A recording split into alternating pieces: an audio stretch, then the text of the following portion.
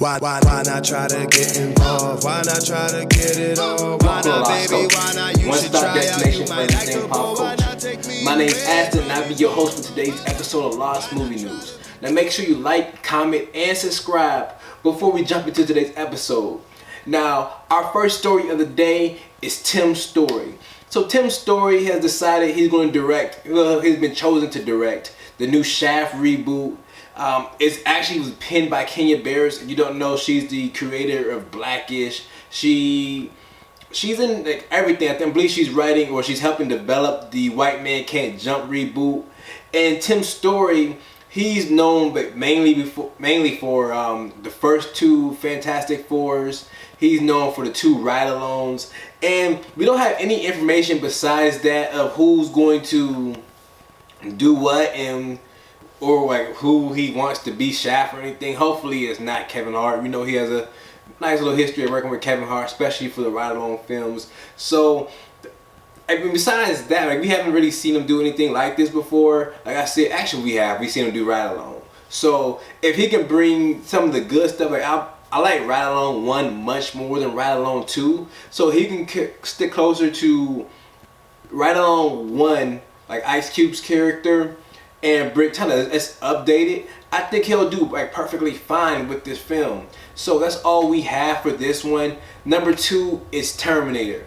So there's a new Terminator being like produced right now, and the good news about this one is James Cameron is back. He's taking I don't know, is he taking a break from Avatar? It doesn't really say, but basically creatively he's going to be in charge of the new Terminator, which makes sense. Like, Terminator hasn't really been good since he's left. Like, he's done 1 and 2. 2 I think I like better than 1, and there's not really too much. But we got what, T3, we got Genesis, we got what's the other Terminator with Christian Bale? I forgot the name of that one. So there hasn't really been any good Terminators since then. So hopefully James Cameron can get everything back on ship. According to a report, he's eyeing Tim Miller to actually direct this film, which I think would be cool, because we know Tim Miller just left Deadpool 2, so he's looking for work. I think it'd be a great fit for him to do something like this. They can cool it back to a smaller budget like Tim Miller had with Deadpool. We know what he can do with what he did with Deadpool. Hopefully that can translate over to Terminator, especially with James Cameron helping him out, especially with the creative hand. We can see what this turned out to. Like, I have a lot of hope for this film, and hopefully it turns out well. Like, I know, like my brother said, as long as Arnold's in it, he's there. Come on, like, I don't know if Arnold's going to be in it. Hopefully they replace Arnold, in my opinion. But I know Arnold and Terminator is kind of synonymous right now. But hey, he's getting a little bit older now. It makes this time to get some new people in, new blood in, and get things revamped. Now, moving on to our next story of the day, we got the box office news. So for our box office news, we got Split taking number 1. We got Shyamalan's newest film, 40.1 million. And originally this film was predicted to be really close with Triple X, but we seen Vin Diesel and Triple X just didn't have enough action to take over number 1 spot. So Triple X coming in number 2, bringing in 20 million. After that, we got Hidden Figures coming in number 3 with 16.2. We got Sing bringing in 9 million. La La Land bringing in an additional 9.3 for number 5. And our third film of the week that released was The Founder, and it brought in 3.8 million, and it only came in at number 8. Now, a lot of people say, oh, a new film coming in, only bringing in 3.8 on its first weekend, and it coming in at number 9 is a bad look for it. It's not really a bad look, because this film only opened in 1,000 theaters. That's a third of what Split and I think Split came with 3,000, and I believe Triple X opened it with 3,600, something like that. And you see if they're what 20 million and 40 million, so with a third of the theaters, you see this film coming in, and it's a much smaller film. It definitely was a much smaller film. It didn't open in every market, so that's another issue right there. So it's probably really hard to get into these showtimes. And a lot of people didn't, not a lot of people didn't know, but it's a little bit hard to get into these showtimes. So obviously, it's going to be a little bit more work just to see these films. But for me, I'm glad to see it actually broke the top 10. I was thinking about it. I was hoping it did a little bit better, but I'm definitely like, it was a great movie, so I can't really get upset about it. I'm probably gonna have a review for it coming up live tomorrow before I do Supergirl and everything recap. Just make sure you guys tune in tomorrow. Now, going on from there, we got our trash or cash stories. What can we say? We got the new King Arthur poster. I actually like this poster. I think it says The New King Rises. From nothing, a new king. And I actually enjoy this poster. I like to see all the scars and everything on his face. I'm hoping this film is good. I'm going off that, but going off the teaser trailer and everything, I love the special effects. We didn't get too much for the story, but beyond that, like, I'm hoping the new King Arthur film is good. I'm hoping it looks. The poster looks great. The trailer, the special effects looks good. So I'm actually gonna buy this one. So I'm gonna cash out with this one. Our next story is Hugh Jackman talking about the new Logan. Logan is gonna be in its own world, and I believe that. So I'm gonna cash out with this one too. Like, it understands. It's making really understandable. He's saying only only tie-ins is with Professor Xavier. So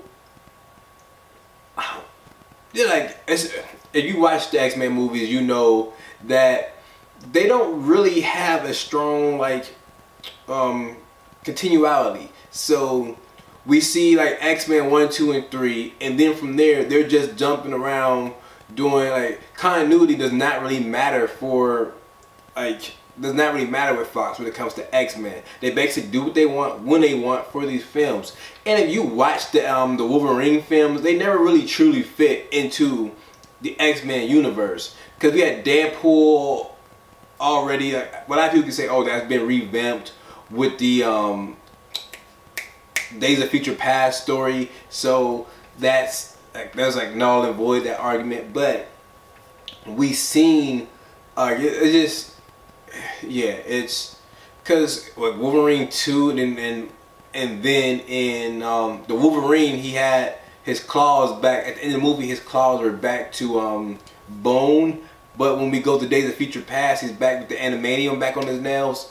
So yeah, like, they've never really followed the continuity of these films anyway, so it doesn't really matter.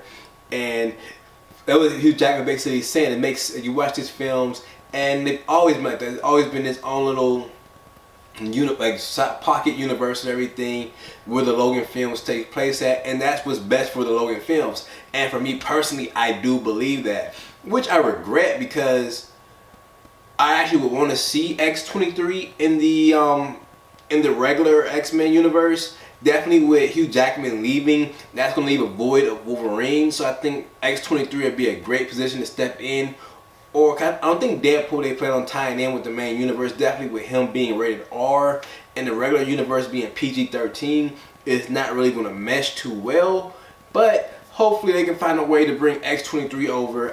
She's always been a fan favorite of mine ever since was it X-Men Evolution was the name of the film, I believe. That film, but the TV series, I always like X-Men 23. I mean, I liked it. I like who was it, Spike? A lot of those characters I really like, and hopefully they can see them transition over into the live action format. Now, going on to our final story of the day, I'm gonna cash out on this one. We got Rogue One crossing the 1 billion mark. This is a no-brainer. I think it's only been 32 days since it actually released, and it's already crossed 1 billion. It's the number one domestically movie for last year, and it's only been out for 32 days, which is crazy. Like, domestic, yeah, that's extreme. Like, Disney had a great year last year. Disney had an amazing year. That's all I can really say. There's nothing Disney had a great year. There's nothing really else to say about that. And I can't wait what this year holds for them, especially with episode 8 and everything coming out this year. I'm really excited. Hidden Figures are already doing well for them. So hopefully Disney can just capitalize off of what they already set in motion for last year. Now, going on to our next story, we got David Ayers talking about Suicide Squad. He's talking about how he wished he would have made Joker the main villain for the film, and he understands that he had issues, that the film had issues, and there's nothing real like. I'm glad to see people come out, because some people will come out and defend their movie to the death, but at least we see David Ayers coming out and he's talking about this film like I probably should have just made Joker the main villain, grounded the film a little bit more, and I really respect him for doing this. He can actually step back. I know as artists it can be like kind of hurtful when you release a film and then people don't really vibe with it the way you want them to, so it's completely understandable that the fact that he's coming out talking about what this film is like and how he didn't say how he could have done better, but he did just by saying Joker could have been the villain. But besides that, I'm glad that he's manning up, saying that he understands there were faults with the film and it could have been better. I like seeing that, and hopefully he learned from these experiences with Suicide Squad. So next time when he does come out with a film, probably won't be another like DC film, but when he comes out to do other films, he can just learn from his experiences on this film. So it's like, I don't think his career is over or anything, but I was like definitely see his next film. Hopefully it's a lot better than Suicide Squad. Now moving on to our next story, we got Black Panther. So Martin Freeman was spotted inside the pictures that were released by Marvel, the on-set films. We got Chadwick Boseman inside his T'Challa outfit. Like, he's a Black Panther. We're seeing a lot of people on cast, and the one thing is like Martin Freeman was basically confirmed to be back in the film. We first were introduced to him in Civil War. Now hopefully his role is a little bit expanded in Black Panther. We've seen a lot of the we haven't really seen much from this film. We've just been getting castings on castings on castings on castings. And this is one of those films that I'm really excited for. It seems like Marvel can't do any wrong, even with like Doctor Strange and all the other films. You just can't do any wrong right now. And I'm really excited for this film. I'm hoping for it to come out. I definitely want to see Martin's role expanded in this film.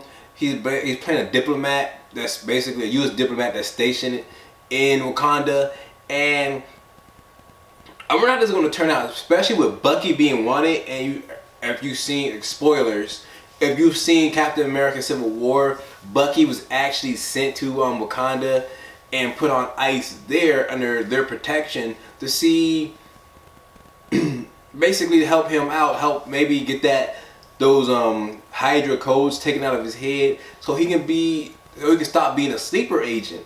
Now, with that being said, with Martin playing like the little U.S. diplomat, I wonder if he's going to discover that Bucky is being held in Wakanda and what kind of stipulations that's going to hold towards their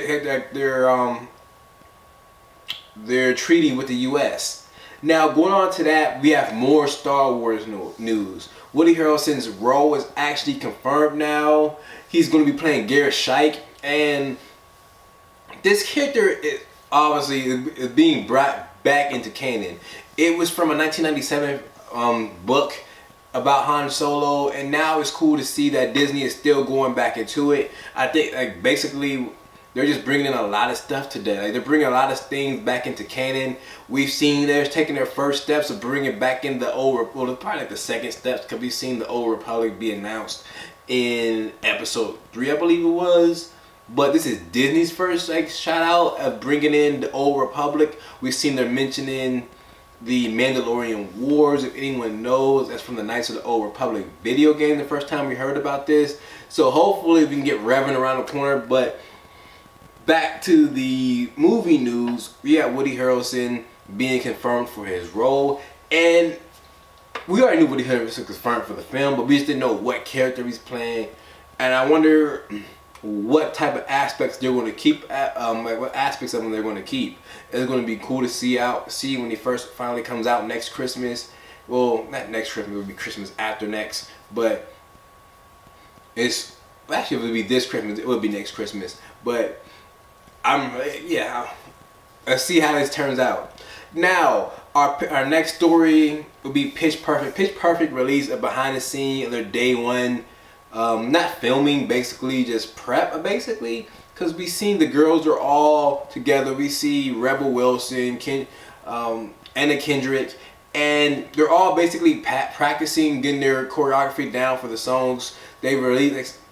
They say like the songs are a little bit more difficult this time around. They all look like they're having fun doing the choreography and everything.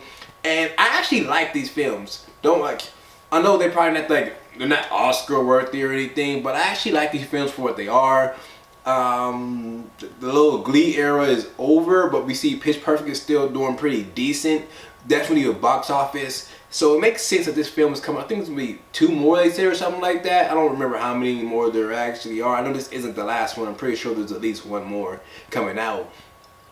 And it's cool to see that. We see, I think Anna Kendrick's supposed to be changing over, like basically passing a torch on to the new students this film. So yeah, there's definitely more Pitch Perfects coming out. But I think this would be cool. I like the footage they showed. Wasn't really much. It was just the choreography, so you didn't really get too much from it.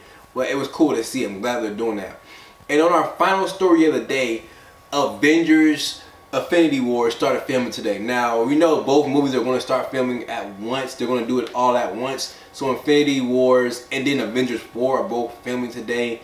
And also with that being said, Garris kind of like teasing that Mantis is actually going to be in Infinity Wars. Now, I don't even remember how many characters are actually in Infinity Wars anymore. I think Kevin Feige came out and said if they're in the MCU, they have a chance to show up in this film. You know, Gwyneth Paltrow was talking about she's back for 1 more movie. We got Thor's Jane Foster reportedly coming back. Everyone's back for this film. Everyone's back. Even I forget the actress that plays the Hawk's love interest. She's even going to be in Infinity Wars. So, Infinity Wars are going to be packed. We got, oh my God, there's so many people in this film. I can't even keep track who's all in it anymore. And hopefully, we got Peter Dinklage. We don't know what role he's playing yet. Hopefully he's been locked down. He's actually in the film. I think adding Peter Dinklage does nothing but make the film better. My only thing is, when is because Black Panther is still filming. So when is Chadwick Boseman coming over to shoot? How are they gonna do? How is that gonna work? That's my biggest question. I think the shooting for this though is 9 months, so it's not that big of an issue. They definitely have enough time to bring Chadwick Boseman in. I think Black Panther is only shooting for 2 months, so it should be fine getting everything done. But whoa, these are gonna be some 2 big movies. I can't wait to check them out. Now, that's all we have for today. Thank you guys for tuning in. As always, make sure you like, comment, and subscribe to the nation. Make sure you check us out on our Facebook page, like the page, follow us on Twitter and Instagram. All of our links are down in the description. Our website is coming up soon. And as always, stay lost.